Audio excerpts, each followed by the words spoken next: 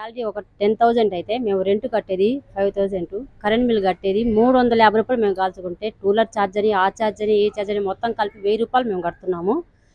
ఇంకా ఇంట్లో ఫుడ్ తీసుకుంటే ఏమైనా నిత్యావసర సరుకులు తెచ్చుకుందామంటే ఏదో ఉద్ధరిస్తారని చెప్పేసి మేము అందరూ కలిసి ఆయన్ని తీసుకొచ్చుకున్నాము. అలాంటిది ఆయన కొట్టిన దెబ్బకి పాతలంలోకి వెళ్ళిపోయినాం మేము. ఇది కోలుకోలేని దెబ్బ. ఇంకా ఈసారి కానీ ఇలాగే జగన్ అన్న తీసుకొస్తే మనం మా అవయవాలను అమ్ముకోవాలని చెప్పేసి పరిస్థితికి మేము వచ్చేసాము. అనేకమైనటువంటి సంక్షేమ పథకాలు ఇస్తున్నామని పేరుకు మాత్రమే మరి జగన్ గారి ప్రభుత్వము మరి జరిగింది. కానీ అయితే నిత్యము వాడుతున్నటువంటి సరుకుల విషయంలో విపరీతమైనటువంటి ధరలు పెంచి భయంకరమైనటువంటి సామాన్య మానవుడు బ్రతకలేనటువంటి స్థితిలోనికి మరి జరగడం జరుగుతుంది. చంద్రబాబు నాయుడు ప్రభుత్వం ఉన్నప్పుడు మరి బియ్యం ధర చాలా తక్కువగా ఉన్నది.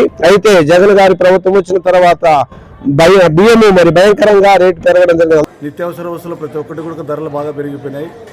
అదేవిధంగా బస్ ఛార్జీలు ఎక్కువ పెరిగాయి, డీజిల్ పెట్రోల్ ధరలు అట్లే పెరిగాయి, కరెంటు బిల్లులు అదేవిధంగా పెరిగాయి.